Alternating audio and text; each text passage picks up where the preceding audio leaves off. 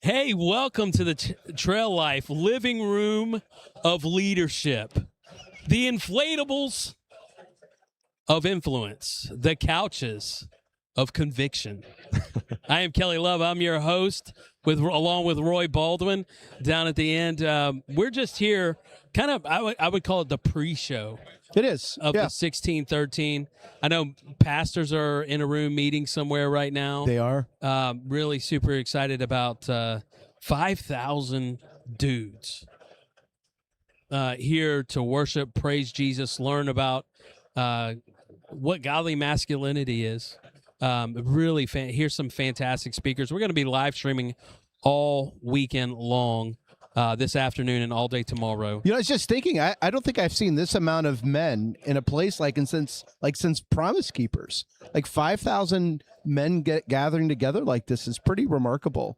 It really is. So from all excited over about the it. country. Yeah. There's somebody here from Australia, somebody here from Hawaii. I know those two things. Amazing. Yeah. I think we need to give our guests some gifts because the line is now moving and they're like, I just lost my place in line.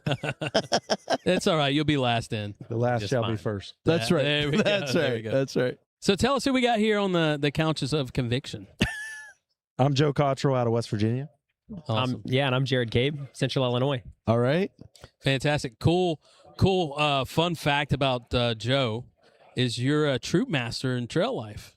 Yeah, I'm a troop master. We actually just kicked our troop off out of Parkersburg, West Virginia this month. Dude, that's Just exciting. started. We've had one That's what I'm meeting. talking about. We kicked off with about 25 boys, 5 to 13. Oh, man, that's Man, exciting. That Yeah. is awesome. Awesome. That's exciting. Well, let's go. Let's do stats. So why don't you kick us off? Yep. So I'm Jared. I have a wife and 4 daughters. My What? oldest is 5. What? So yeah, we're a young family. Weddings are going to be expensive, my man. They are, yes. So yeah, that's where I'm at. We're in Central Illinois. And yeah, just living life, loving God. Awesome. I'm just thinking if the oldest is 5, is there twins or? There's a lot of close ones. Okay. And I'm assuming you know how that happened. I do. I'm very, very He's aware. figuring it out. I'm Joe.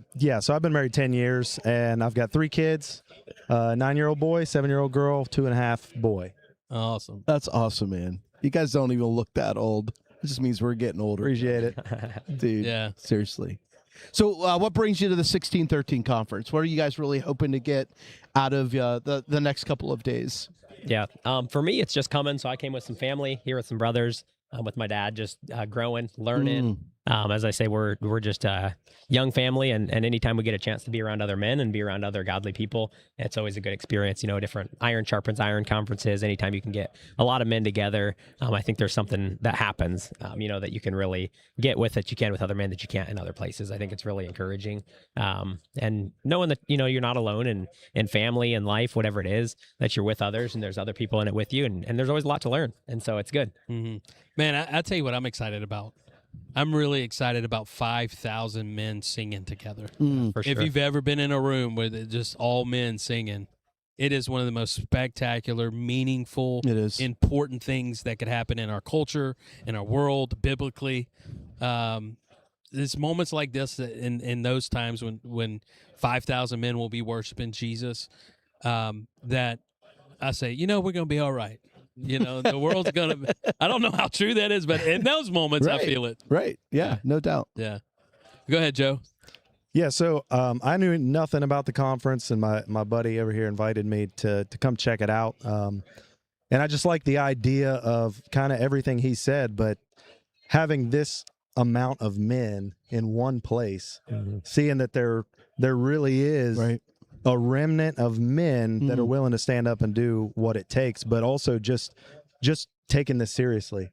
Jesus fed 5,000, and that was talking about the men, not the women and children. And, all of these guys have their influence that they can take something home to. So, for me personally, I'd really like to just encounter some kind of new aspect of being a good father, being a good husband, and just, being a real man at home. I'm a family guy. I love to be around my kids and just, you know, what can I gain to improve that, and then to raise them up and impart into these Trail Life boys too, obviously. Awesome. You know, something that you just said that really struck me, and I think that's true, especially when I know that you're a troop leader and how intentional. I mean, I think when you become a part of Trail Life, there's a lot of intentionality of how we want to build relationships, especially with our sons. But what I'm fascinated about, the reason why you wanted to be here is to know that I'm not the only one, that there's a part of a remnant. And I think there's something true about the struggle that men have. I think oftentimes we live in this world of isolation. We don't necessarily know how to do that. And you're talking about being here with your brothers, right? And your dad and being a part of community. But I do think that's such a struggle that most of us battle with, is that internal loneliness. Am I the only one? And we feel alone in that fight and that struggle. And both of you just talked about the benefits of being here with other men, the encouragement that comes from that. And I think that's really powerful. And I think we underestimate the value then of when we do get together. So yeah, that's really good. Fantastic. We're gonna talk a little bit about Trail Life because we got 100%. Yeah. So you know, we've been saying lately, a lot of people may be here and wondering what the heck is Trail Life doing here at a men's conference. Because in Trail Life about boys, we have this kind of statement around home office, and it's kind of part of our marketing language now, that Trail Life is a men's ministry that starts at age 5. And so as you brand new troop master, brand new troop, we say boys are the focus, men are the outcome, and we are the stewards of taking that generation and turning them into what godly masculinity looks like. Joe, I'd love hearing that. Why did you decide to be part of Trail Life and kind of lead out on Trail Life in your church? Yeah, so I brought this before my church leaders probably about a year and a half, 2 years ago. It's been, I mean, as you know, Trail Life is a pretty extensive program, and it's a lot to kick off. And you need so many, you know, registered leaders that are willing to actually step up and be a part of this every single time you get together, you know. So I brought this up because of, I've been teaching the 5th and 6th graders in my church for about 8 to 10 years, something like that now. And so I've seen a lot of boys come and go through those classes, and I was seeing all these boys that they don't have a father figure. They don't. They've got mom, but mom can't beat dad. Right. And so they're going through life not having a clue what they're shooting for. They have no target. And so, you know, I really brought this. Yeah, I have a son. I have 2 sons, and I wanted to spend more time with them and do things like that. But it really came down to, what about these kids that don't have a chance? You know, and then outside of that this is a great tool to reach out into the community and bring these kids in so that they can, you know, I have a daughter that's in American Heritage Girls, which is, you know, the female version. So that's actually at another church. We don't have that. And so seeing that and seeing all of the outsiders, I hate to say that word, but coming into their church that don't attend their church, I thought it's a good outreach. It is. And kids want to hit trees with sticks and throw rocks at each other, and we want kids to have fun in a good place where they can learn, you know, put God in every single situation. So it was really reaching out to the kids that they don't have that father figure, but also we've got a lot of great dads in the church that are providing and they're doing good things, but they're not really spending time with their kids and raising them up or mentoring them. So this forces them into a place to be together. Awesome. Yeah, fantastic. So similar question. So you're here with dad and brothers. Tell us about that dynamic. And so he's talking about the youth in his community who don't have those kind of relationships. Yep. And yeah, you're blessed with it, man. 100%. You guys all love Jesus together. You come in here. Probably one of your brothers right there. I'm looking at him. He needs to get saved this weekend. I know. No, it's good. A family dynamic for us, we've always been a really close-knit family, so a lot of us do go to different churches, different denominations, different beliefs. But the core of it all being Jesus and coming back to the center is what's really important to us. And so we're glad to be able to come to a space where we can actually all just listen and learn. And like I said, with my 4 daughters in the business, my wife and I have some coffee shops, and so we're just around a lot of female presence. And so it's good to be around men, and just family, friends, and men it's a different dynamic. But a lot of it for me, being just a younger guy, is just learning, right, and just learning around other men and what they have to offer. You're no longer young. You have 4 daughters. So you're no longer Fair young. enough. Fair enough. I'm curious though, like when I think about your Jesus story and your family, like how did that play itself out?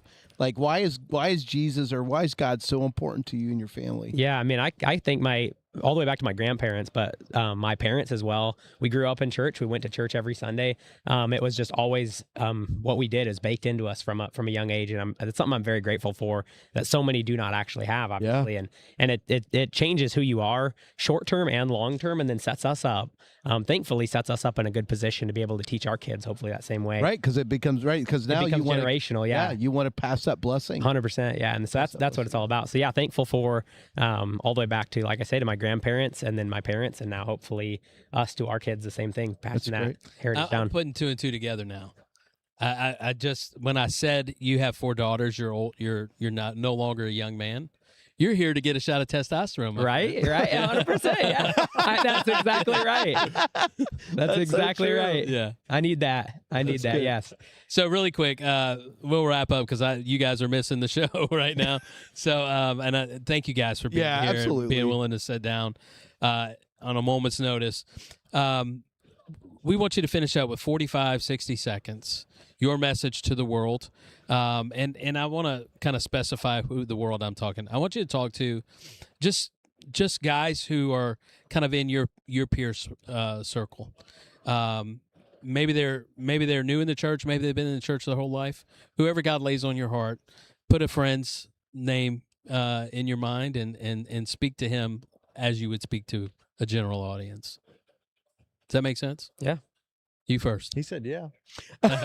You first. Yeah, sure. Okay, gotcha. Yeah, no, I would just say, like, I mean, the biggest thing is just continuing to serve God, and just keep your mind focused on God. It's so easy to get caught up in the world and the things that you were working on, whether it's business, whether it's family. I mean, even just with kids, it's so easy to get distracted. And so continue to keep your eye on God, keep your eye focused, and continue to learn. I think there's a lot to learn. There's a lot of good speakers here today and tomorrow, and just continuing to see what others have to share, and just always learn. Don't get caught up in specific thoughts or specific ways or specific things, but growth is always a good thing for the most part. When you're growing in God, it's going to be a good thing. Yeah. And so that's what I would say is just keep growing.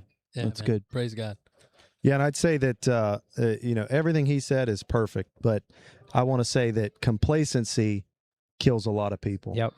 It's easy to sit around on your hands and do nothing. And what I've learned recently in my life is because of what, some struggles through, we've talked about the different struggles that families go through and things, and nobody wants to talk about it. But just when you go through these things, there's some kind of pursuit here.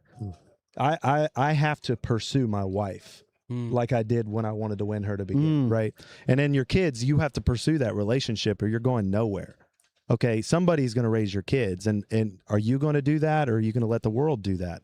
So yeah, put God first. Give them everything you got. If you're running a business, give him the 10% and keep going, and watch what he does with it. I mean, he's blown up my business for that. He's given me opportunities.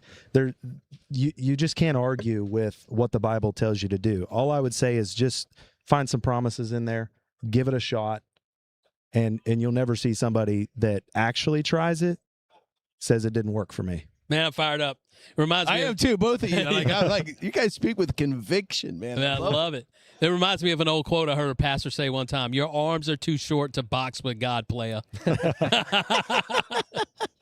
Love it, Kelly.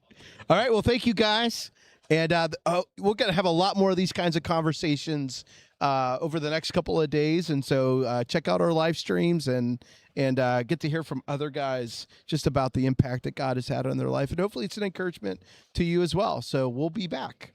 Thank you. Thanks, guys.